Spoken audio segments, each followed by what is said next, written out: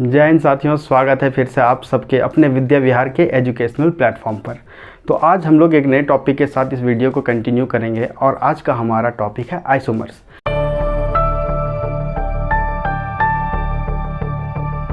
लेकिन आइसोमर्स को जानने से पहले कुछ एक्स्ट्रा चीज़ों को हम लोग जान लेते हैं, जिससे हमारा आइसोमर समझना हम सबके लिए आसान हो जाएगा। तो आइए चलते फिर से कुछ IUPAC नोमेनक्लेचर कर लेते हैं। नोमेनक्लेचर मतलब नेमिंग कर लेते हैं किसी कंपाउंड का। हाइड्रोकार्बन्स के केस में हाइड्रोकार्बन्स को अगर हम लोग लेते हैं तो ऐसे कंपाउंड जो हाइड्रोजन और कार्बन से मिलकर बनते हैं उसे बोलते हैं हाइड्रोकार्बन्स। ये सब पहले भी डिस्कस हो चुका है। यहाँ पर आप हम लोग देख रहे हैं कि प्योर हाइड्रोकार्बन है। अब यहाँ पे एक H को हम लोग रिप्लेस कर देते हैं अल्काइल ग्रुप से। अल्काइल ग्रुप से रिप्लेस कर देते हैं। अल्काइल ग्रुप मीन्स मिथाइल हो सकता है, इथाइल हो सकता है, प्रोपाइल हो सकता है, ब्यूटाइल हो सकता है एंड सो ऑन। मिथाइल को हम लोग देखते हैं तो इसका क्या लिखा था है CH3। ये कार्बन के साथ एक बॉन्ड ये बना लेगा। यहाँ क्या लिखा है C2H5, एक कार्बन के साथ एक बॉन्ड बना लेगा C3H7, C4H9। ये कार्बन के साथ ऐसा बॉन्ड बना लेता है। ये सब सारा डिस्कस किया हुआ है। तो हम लोग यहाँ पे किसी भी हाइड्रोजन को रिप्लेस कर देते हैं। हम लोग चलिए यहाँ पे रिप्लेस कर देते हैं, इसको CH3 से रिप्लेस कर दिए। तो यहाँ पे अब इसका नेमिंग चेंज हो जाएगा। अब देखिए यहाँ पे ये इसको एज अ ब्रांच ट्रीट करेंगे, सब्स्टिट्यूट ट्रीट करेंगे, क्योंकि हाइड्रोजन की जगह हम लोग सब्स्टिट्यूट के इसको किए हैं, मिथाइल को हम लोग बैठाएं। तो अब यहाँ पे अगर काउंटिंग करना चाहेंगे तो 1 2 3 4, 1 2 3 4 राइट साइड से काउंट करेंगे, क्योंकि ब्रांचिंग इधर से सेकेंड नंबर कार्बन पे आ रहा है। तो सेकेंड नंबर कार्बन पे क्या आ जा रहा है हमारा मिथाइल। मिथाइल और 4 कार्बन के लिए क्या लिखते हैं ब्यूटेन। अगर फिर हम लोग एक और एग्जांपल ले लेते हैं, इसकी बात करते हैं। यहाँ पे सब जगह पे हाइड्रोजन पुट किया हुआ है। अब यहाँ से करते हैं हाइड्रोजन को हटा के एक मिथाइल ग्रुप लगा लेते हैं। तो इसका IUPAC नोमेनक्लेचर करेंगे तो अगर हम लोग इधर से भी काउंट करते हैं, राइट से भी करें या लेफ्ट से भी करें, ये 3rd नंबर कार्बन पे ये हमारा मिथाइल ग्रुप आ जा रहा है। तो लिखेंगे इसको 3 मिथाइल, 5 कार्बन के लिए पेंटेन। तो ये बहुत इजी IUPAC नोमेनक्लेचर है इसका हाइड्रोकार्बन्स का, जहाँ पे H के जगह पे अगर कोई हम लोग मिथाइल कोई भी अल्काइल ग्रुप लगा देते हैं तो उसी के अकॉर्डिंग इसका नेमिंग कर देंगे। लेकिन उस केस में भी देखेंगे कि लॉन्गेस्ट कार्बन चेन किधर बन रहा है। जैसे एक एग्जांपल ले लेते हैं इसके।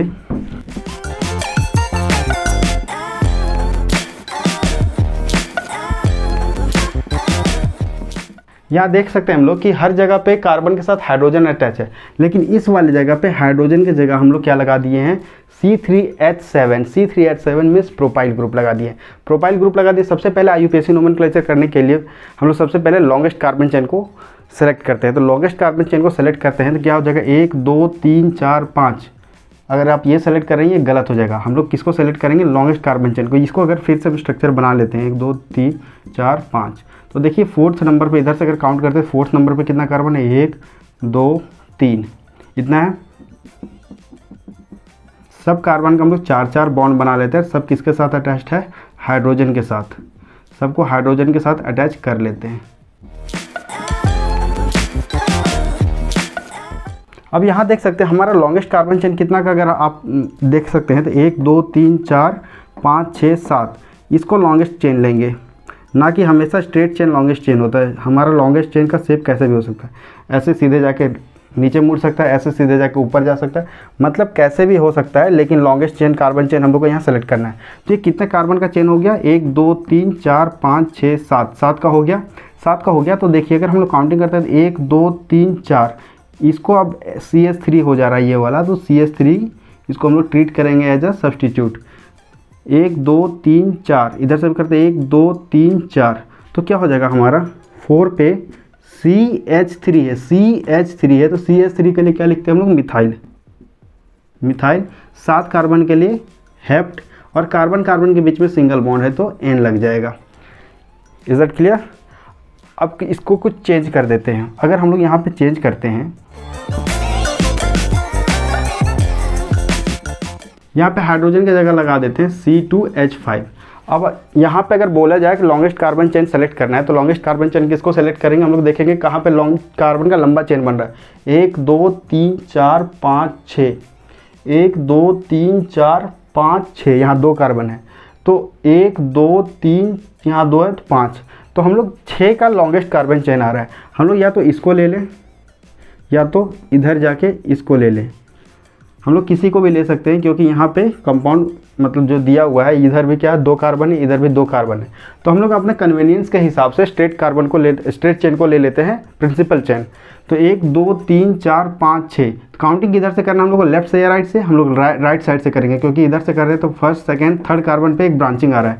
इधर से करें तो 1 2 3 4 पे आ रहा है, थर्ड पे कौन सा ग्रुप आ जा रहा है? इथाइल, थर्ड पे आ जा रहा है इथाइल। और 3 और 3 6 कार्बन के लिए लिखते हैं हेक्स, और कार्बन कार्बन के बीच में सिंगल बॉन्ड है तो एन। ये तो पहला स्टेप हो गया। अगर किसी को लग रहा है कि नहीं हम इसको स्ट्रेट ना लेके ऐसे जाएं, तो इसको भी ले सकते हैं। यहाँ पे देखिए 1 2 3 4, इसको C2H5 को हम लोग ऐसे बना सकते हैं, C2H5। 1 2 3 4 5 6 कार्बन का हो गया था लॉन्गेस्ट चेन हमारा। अब यहाँ से देखते हैं 1 2 3, 3 पे क्या जा रहा है हमारा C2H5। C2H5 को क्या लिखते हैं हम लोग? इथाइल। तो थर्ड नंबर कार्बन पे काउंटिंग अगर इधर से करते तो 1 2 3 थर्ड नंबर पे आएगा, अगर इधर से काउंट करते तो first second third fourth carbon पे आ रहा है, तो हम लोग नियरेस्ट कार्बन को लेकर चलते हैं। तो उसमें भी आंसर क्या आएगा? 3 पे इथाइल, और 6 कार्बन के लिए हेक्स, और कार्बन कार्बन के बीच में सिंगल बॉन्ड है तो एन। क्लियर? चीज़ अगर आपको समझ में आ रहा है तो आइसोमर समझने में काफ़ी आसान हो जाएगा। अगर हमें कोई स्ट्रक्चर दिया जाए C4H10, ये फॉर्मूला दिया गया है। अब बोला जा रहा है इसका जितना भी पॉसिबल स्ट्रक्चर बन सकता है सारे स्ट्रक्चर को हम लोग बनाते हैं, फिर उसका नोमेनक्लेचर करेंगे। तो C4 है 1 2 3 4, हाइड्रोजन हाइड्रोजन हर जगह पुट कर लेते हैं, और काउंटिंग भी करेंगे कि जितना हमारा यहाँ पे दिया हुआ है, ऊपर में कितना दिया हुआ है, 10 हाइड्रोजन 4 कार्बन। 4 कार्बन तो हो गया, हाइड्रोजन काउंट करते हैं तो 1 2 3 4, 4 8 और 2 10, मतलब हमारा ये फिगर सही है। अगर इसका नोमेनक्लेचर किया जाए तो इसका नोमेनक्लेचर क्या हो जाएगा? 4 कार्बन के लिए ब्यूट, कार्बन कार्बन में जो सिंगल बॉन्ड है तो एन। एक ये स्ट्रक्चर बन सकता है हमारा। दूसरा स्ट्रक्चर इसका क्या बन सकता है? हम लोग एक एक कार्बन को कम करते चले जाएंगे। जब भी हम लोग को ये बनाना होता है स्ट्रक्चर, तो लॉन्गेस्ट कार्बन चेन 4 का तो बना लिए, फिर एक एक कार्बन को चेन मतलब कम करेंगे और उसको ये सब्स्टिट्यूट एज अ ब्रांच में डाल देंगे। तो यहाँ पे देखते हैं पहले 4 था, अब हम लोग क्या करते हैं 3 का बना लेते हैं। 3 का बना लिए, फोर्थ कार्बन अगर यहाँ लगाते हैं तो फिर 1 2 3 4 सेम यही वाला हो जाएगा। तो ये कार्बन को यहाँ पे नहीं लगाएंगे। अगर फोर्थ कार्बन को यहाँ पे लगाते हैं तो देखते हैं 1 2 3, बस 3 का मेन ब्रांच जो बन रहा है हमारा 3 का बनता है। अगर यहाँ पे लगाते हैं, ये इसको अगर यहाँ पे नहीं लगा के यहाँ पे लगाते हैं तो 1 2 3 4 लॉन्गेस्ट चेन, फिर 4 को लेंगे, फिर से घुमा फिरा यही आ जाएगा। तो हमारा बस एक ही जगह पे हम लोग कार्बन को पुट कर सकते हैं, that is in the second carbon. हम लोग बस यहाँ पे कार्बन को सब्स्टिट्यूट मतलब पुट कर सकते हैं। अब यहाँ पे क्या है ना कि अब हर कार्बन का कितना बॉन्ड बन सकता है? मैक्सिमम 4, और यहाँ पे हमारा गिवन है हाइड्रोजन, तो हाइड्रोजन के साथ ही पुट कर देंगे, और एक हाइड्रोजन का मैक्सिमम बॉन्ड एक ही बनेगा। ठीक, अब यहाँ पे फिर से हाइड्रोजन पुट कर देते हैं, ये बॉन्ड है इसके बीच में। अब काउंटिंग करते हैं कितने कार्बन है? 1 2 3 4, 4 कार्बन है। हाइड्रोजन की काउंट कर लेते हैं, 1 2 3 4 5 6 7 8 9 10, 10 हाइड्रोजन है। तो ये 2 पॉसिबल स्ट्रक्चर बनेगा। अब इसका IUPAC नोमेनक्लेचर कर लेते हैं। तो इसका नोमेनक्लेचर ब्यूटेन नहीं लिख सकते हम लोग, ब्यूटेन नहीं लिख सकते, इसको क्या कर सकते हैं? काउंटिंग करना पड़ेगा, क्योंकि इसको एज अ ब्रांच हम लोग ट्रीट करते हैं। 1 2 3 सेकंड नंबर पे, 1 2 3 सेकंड नंबर पे फिर आ रहा है, तो सेकंड नंबर पे एक कार्बन आ रहा है, एक कार्बन यहाँ पे CH3 है। CH3 को क्या नेम देते हैं हम लोग? मिथाइल। वो IUPAC द्वारा दिया गया है, तो यहाँ पे इसका नाम हो जाएगा 2 पे मिथाइल, और 3 कार्बन के लिए प्रोप, कार्बन कार्बन के बीच में सिंगल बॉन्ड है तो एन, 2 मिथाइल प्रोपेन। अब देख सकते हैं कि C4H10 का मैक्सिमम जो स्ट्रक्चर बन सकता है कितना बन सकता है? 2 बन सकता है। तो ये चीज़ आप नोट मतलब ये चीज़ को ध्यान रखना है कि मैक्सिमम पॉसिबल स्ट्रक्चर इसका क्या बन सकता है? 2 बन सकता है। अगर इसको हम लोग मॉलिक्यूलर फार्मूला इसका लिखना चाहेंगे, इसका भी मॉलिक्यूलर फार्मूला यही लिखाएगा, और इसका भी अगर लिखना चाहेंगे तो मॉलिक्यूलर फार्मूला यही लिखाएगा। ठीक है, यहाँ तक क्लियर है? एक और एग्जांपल ले लेते हैं। मतलब हम लोग देख लिए कि C4H10 का पॉसिबल स्ट्रक्चर्स कितना हो सकता है? 2 पॉसिबल स्ट्रक्चर्स। अब एक और ले लेते हैं C5H12। C5H12 की बात करते हैं तो इसका पहला स्ट्रक्चर हम लोग क्या ले सकते हैं, 5 कार्बन है, 3 4 5, सब जगह हम लोग क्या करते हैं, हाइड्रोजन पुट कर देते हैं। अगर सेकंड स्ट्रक्चर की बात तो अभी हम क्या बताएं कि एक एक कार्बन को कम करते जाना और कुछ नहीं करना है। एक कार्बन को कम करते हैं मतलब यहाँ पे 5 कार्बन था, यहाँ पे किसका चेन बना लेते हैं, 4 कार्बन का बना लेते हैं। अब जो 5वां कार्बन है कहाँ पुट करेंगे, यहाँ पुट करेंगे, यहाँ पुट करेंगे, यहाँ पुट करेंगे, यहाँ पुट करेंगे। अगर यहाँ पुट करते हैं तो फिर से हमारा यही स्ट्रक्चर बन जा रहा है। लॉन्गेस्ट चेन देखो 1 2 3 4 5, 5 का बन जाएगा। तो यहाँ क्या पॉसिबल है, तो यहाँ पॉसिबल नहीं है।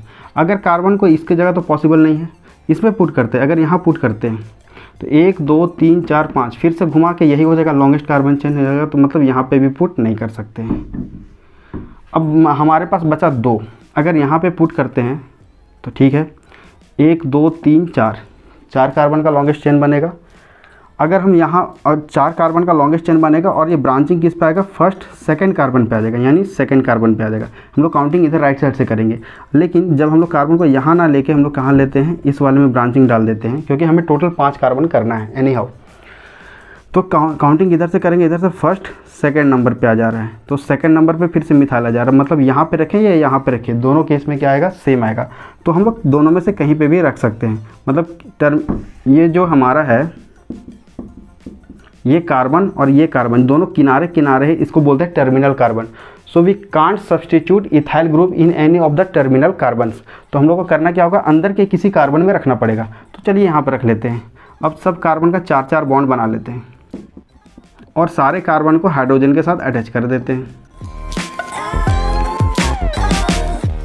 अब इसका देखते हैं फर्दर और स्ट्रक्चर बन सकता है, ट्राई किया जाए।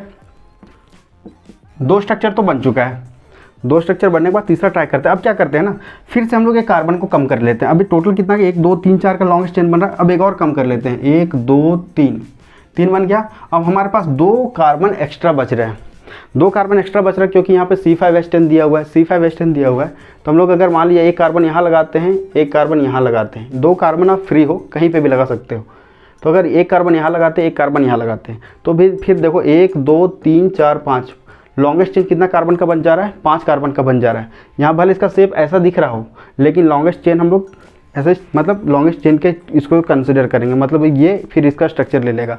तो ये पॉसिबल तो है नहीं कि टर्मिनल कार्बन पे हम लोग लगा दें, तो टर्मिनल कार्बन पे नहीं लगाते हैं। अब हम लोग क्या कर सकते हैं ना, कार्बन यहाँ लगा सकते हैं और कार्बन यहाँ लगा सकते हैं। अगर यहाँ लगा के देखते हैं तो हमारा कितना आ जा रहा है, 1 2 3 4 5 आ जा रहा है। तो हर जगह हम हाइड्रोजन पुट कर लेते हैं, हर जगह हाइड्रोजन पुट कर लिए, सब सारा कार्बन का हो जा रहा है चेन।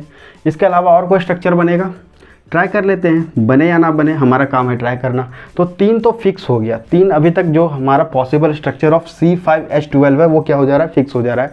तो 3 तो हम लोग बना ले रहे हैं। इसके अलावा और भी ट्राई करके देखा जाए बनता है कि नहीं बनता है, और बनेगा अगर यही तीनों में से कोई आ रहा होगा मिलता जुलता, तो फिर उसको नहीं लेंगे। 1 2 3 4 5, 1 2 3 4 5, यहाँ पे देखते हैं। तो अगर आप इसको सोच रहे हो कि ये आइसोमर बन रहा है, तो ये फिर यहाँ गलत हो जाता है, क्योंकि हम लोग देख रहे हैं लॉन्गेस्ट कार्बन चेन कितना का हो जा रहा है, यहाँ पे 4 का हो जा रहा है। ऐसे लेते हैं या तो फिर ऐसे लेते हैं, 4 का हो जा रहा है। 4 कार्बन का लॉन्गेस्ट चेन तो यहाँ बना चुके हैं। इधर से देखो सेकंड, फर्स्ट सेकंड पे आ जा रहा है ना। इधर से काउंट तो नहीं करेंगे क्योंकि फर्स्ट सेकंड थर्ड पे आएगा, हम लोग काउंटिंग करेंगे जहाँ से नियरेस्ट आता है, फर्स्ट सेकंड पे आ जा रहा है। तो ये किसके टाइप का बन जा रहा है, ये सेम टू सेम ये हो जा रहा है, तो ये हम लोग नहीं लेंगे। उसके बाद अब देखते हैं एक और कार्बन कम करते हैं। यहाँ 3 था, अगर हम लोग 2 करके देखते हैं तो 2 के बाद पॉसिबल ही नहीं होता है, क्योंकि हम लोग कार्बन यहाँ पुट कर सकते हैं या तो कार्बन यहाँ पुट कर सकते हैं, एक कार्बन हम यहाँ भी पुट कर सकते हैं। टोटल 5 करना है, तो 1 2 3 4 5, हमारा लॉन्गेस्ट चेन कैसे बन जा रहा है, ऐसे बन जा रहा है। तो हमारा ये क्या हो जा रहा है, फिर से इसका स्ट्रक्चर को फॉलो कर रहा है। तो हमारा जो C5H12 है, इसका टोटल स्ट्रक्चर्स कितना बन सकता है, तो यहाँ पे इसका ये सेम टू सेम इसको फॉलो कर रहा था, इसलिए यहाँ 4th वाला हम लोग नहीं लेते हैं। अब हम लोग क्या देखते हैं कि जो हमारा C5H12 का स्ट्रक्चर दिया गया तो मैक्सिमम कितने स्ट्रक्चर हम लोग बना सकते हैं? 3 स्ट्रक्चर बना सकते हैं, इसको, इसको और इसको। इसके अलावा 4th स्ट्रक्चर नहीं बनेगा। और अगर बनता भी है तो यही तीनों का कोई दूसरा रूप रहेगा, मतलब यही तीनों में से कोई बन जाएगा। तो अगर इसका चलिए नोमेनक्लेचर कर लेते हैं तो यहाँ पे कितना कार्बन है? स्ट्रेट चेन बन रहा है, इसमें कोई ब्रांचिंग नहीं है। तो हम लोग इधर से काउंट करें या इधर से काउंट करें, इसका नाम क्या आ जाएगा? Pentane. 5 carbon, single single bond carbon carbon के बीच में, तो क्या आ जाएगा? पेंटेन। अगर इसकी बात करते हैं तो यहाँ पे देखिए 1 2 3 4, इधर से काउंट करते हैं तो ये ब्रांचिंग आ जा रहा है 3rd नंबर पे। इधर से काउंट करते हैं तो 2nd नंबर पे। तो हम लोग क्या लिखेंगे? 2 मिथाइल, क्योंकि CH3 का नाम देखिए वहाँ पर राइट साइड में लिखा हुआ है क्या? CH3 को क्या लिखते हैं? मिथाइल। 2 मिथाइल, ब्रांच का काम खत्म। अब बच रहा प्रिंसिपल चेन। 4 कार्बन है यहाँ पे बचा हुआ, उसके लिए लिखते हैं ब्यूट। कार्बन कार्बन के बीच में सिंगल बॉन्ड ब्यूटेन। अब यहाँ इसकी बात करते हैं, तो लॉन्गेस्ट कार्बन चेन 1 2 3 इसको ले सकते हैं, 1 2 3 इसको ले सकते हैं, 1 2 3 इसको ले सकते हैं, 1 2 3 इसको ले सकते हैं, 1 2 3, चाहे किधर से मिले हमारा क्या आ रहा है? सिमेट्रिकल आ रहा है। तो यहाँ पे देखते हैं, इसको ऐसे लिख सकते हैं ना, CH3 C CH3 C CH3 C CH3, इसको ऐसे लिख सकते हैं।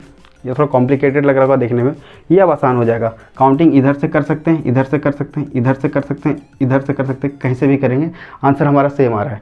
तो हम लोग काउंट अपना कन्वीनियंस के लिए ले लेते हैं। तो ये स्ट्रेट 3 कार्बन का चेन बनेगा। तो 3 कार्बन का चेन में 2nd कार्बन पे मिथाइल है, फिर से 2nd कार्बन पे मिथाइल है, मतलब 2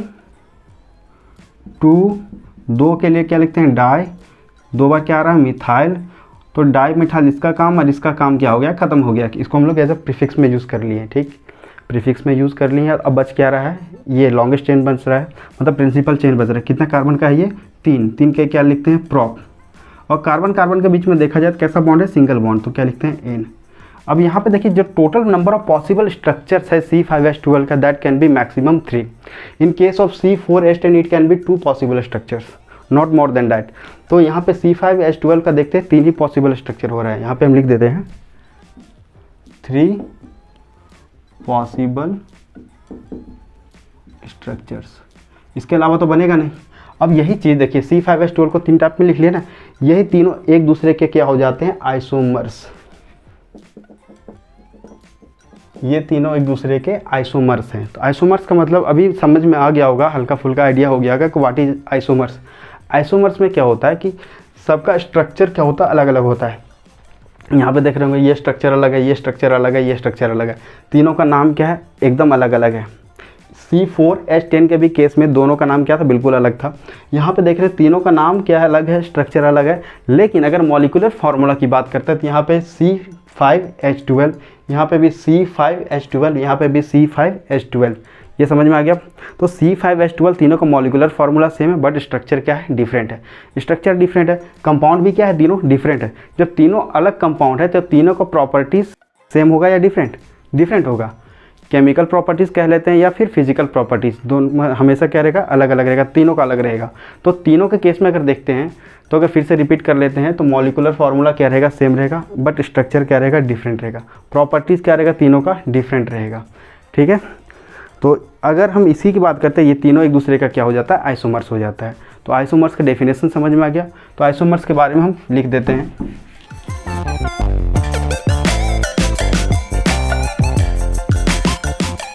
तो अगर हम लोग आइसोमर्स की बात करते हैं तो आइसोमर्स को अगर हम लोग पॉइंट वाइज समझने की कोशिश करें,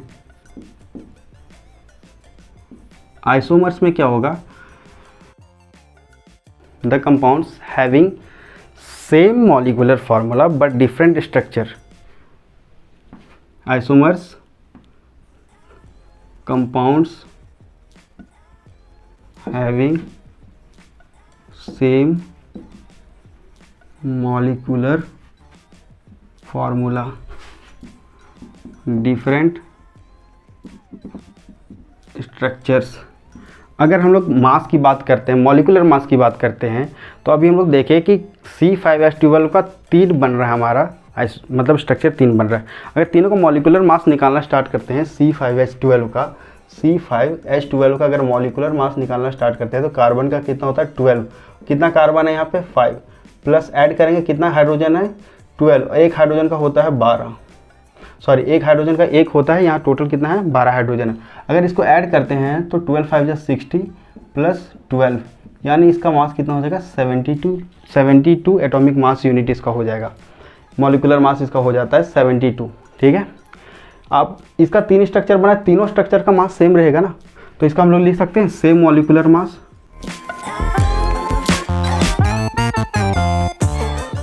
different physical properties different chemical properties. अब यहाँ पे क्या देख रहे हैं हम लोग, आइसोमर के केस में सेम क्या क्या रह सकता है, सेम रह सकता है हमारा मॉलिक्यूलर फॉर्मूला रहेगा और मॉलिक्यूलर मास रहेगा, ये दो सेम रहेगा। Means molecular formula and molecular mass, ये दोनों क्या रहेगा, सेम रहेगा। डिफरेंट क्या क्या हो जाएगा, structure configuration of the atoms या फिर जो भी एलिमेंट उसमें प्रेजेंट है उसका स्ट्रक्चर डिफरेंट रहेगा। फिजिकल प्रॉपर्टीज़ क्या रहेगा, वो डिफरेंट रहेगा।